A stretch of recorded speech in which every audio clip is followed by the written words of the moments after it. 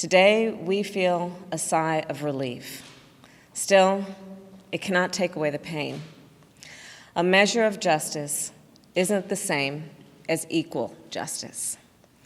This verdict brings us a step closer, and the fact is, we still have work to do.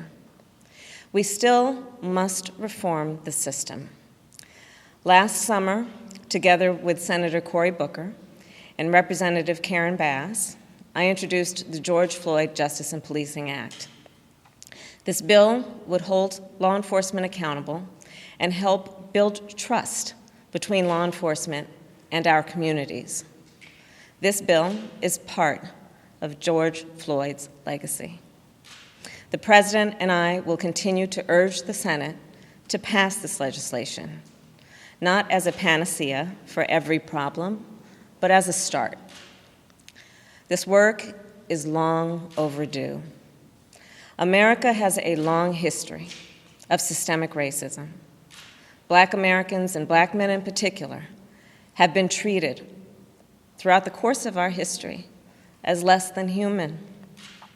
Black men are fathers and brothers and sons and uncles and grandfathers and friends and neighbors. Their lives must be valued in our education system, in our healthcare system, in our housing system, in our economic system, in our criminal justice system, in our nation. Full stop. It was a murder in the full light of day, and it ripped the blinders off for the whole world to see. The systemic racism the Vice President just referred to. The systemic racism is a stain on our nation's soul. The knee on the neck of justice for Black Americans. Profound fear and trauma.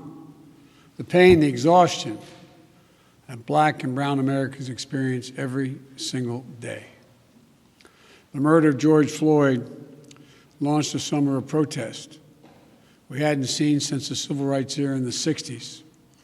Protests that unified people of every race and generation in peace and with purpose to say enough, enough, enough of this senseless killings. Today's verdict is a step forward.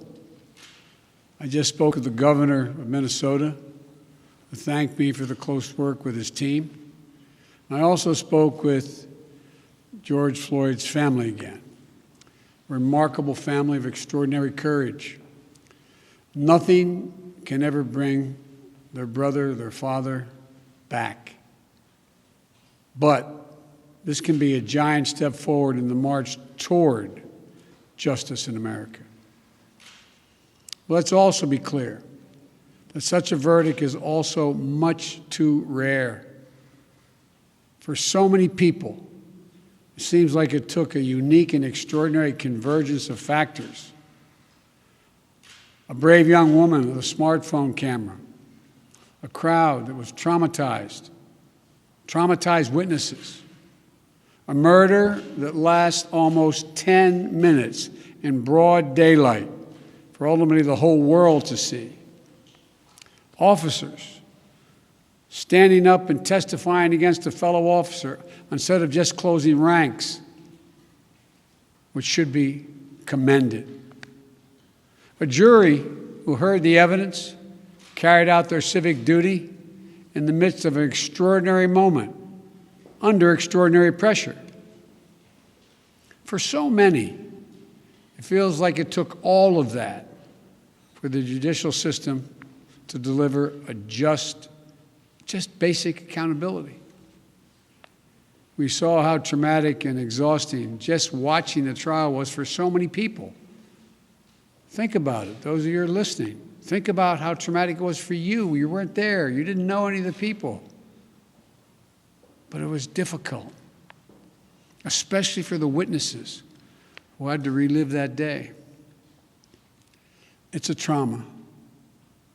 On top of the fear so many people of color live with every day when they go to sleep at night and pray for the safety of themselves and their loved ones. Again, as we saw in this trial from the fellow police officers who testified, most men and women who wear the badge serve their communities honorably. But those few who fail to meet that standard must be held accountable, and they were today. One was. No one should be above the law. And today's verdict sends that message. But it's not enough. We can't stop here. In order to deliver real change and reform, we can and we must do more to reduce the likelihood that tragedies like this will ever happen and occur again.